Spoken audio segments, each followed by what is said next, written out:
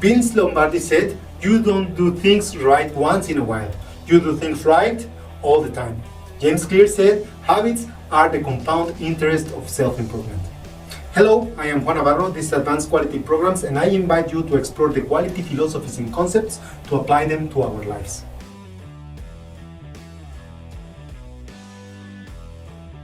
The power of a habit. Habits can be acquired and can be lost, but to modify them, we need to follow a process that requires internal commitment. People tend to gravitate around their habits more than they believe and more than they admit. Identifying and modifying our habits help us to modify undesirable tendencies in our character, such as indecision, impatience, criticism, selfishness. Habits provide a more powerful tool than willpower and the desire to improve. Changing a habit takes enormous effort, but when we learn to replace it with a new one, our perspective of freedom takes a new dimension, because we now gravitate around life like our own new habit dictates. And in other words, we have changed our way of life. Let us use the most common example. Suppose that a person eliminates the habit of smoking and replaces it with the habit of sport. When you are a smoker, you tend to exclude places where the use of cigarettes is forbidden. But when you replace it with a habit with sport, places like cinemas, hotels, and restaurants that were previously excluded from your list are automatically acceptable from the point of view of your new habit. Stephen Covey said that to create a habit, we need three elements: knowledge, ability, and the desire. Knowledge tells you what to do and why. The ability tells you how, and the desire is the motivation to change. By making use of these three elements, we can modify our habits to go from the beginning of being dependent to being independent. And then, using that knowledge, we can achieve interdependence success. Using the life of every human being on the planet, Covey explains that as children, we are dependent on others. We are directed, educated, and supported by our parents, and without that care, our existence is compromised. With time, we gradually become physically, mentally, and emotionally, and sometimes also economically more independent, building the habits that help us to reach the point where we believe we are self-sufficient.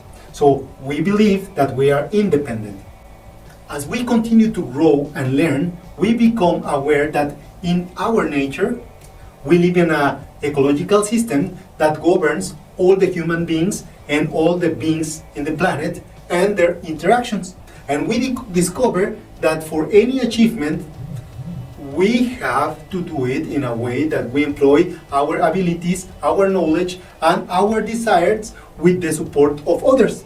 Ultimately, for Covey, dependent people do not own themselves enough, while the habits of an independent person prevent him to be aware of that interdependency.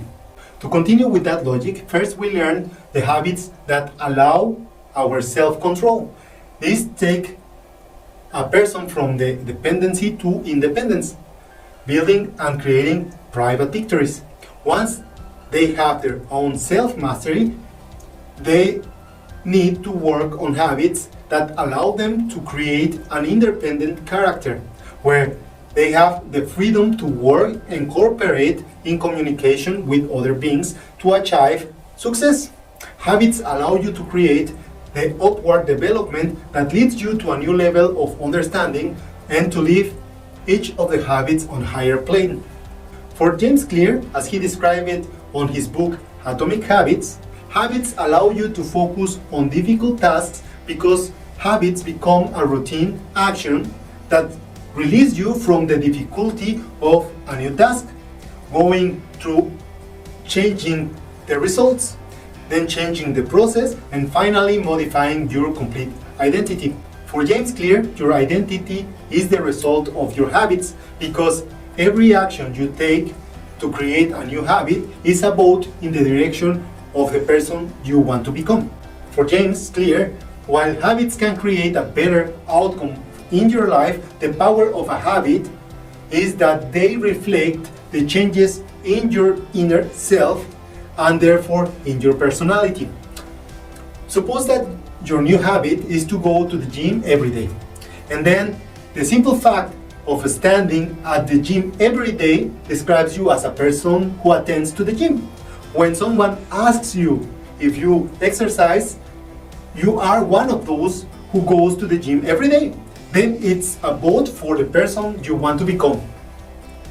Finally, we can say that the power of a habit is to allow you to move from dependence to independence and from independence to a well-understood interdependence, understanding that each of our actions require knowledge, capacity, and the desire to do them. The routine part of a habit releases you from the difficulties of doing things for the first time and allow you to transform your character as a tool that signals that person you want to become.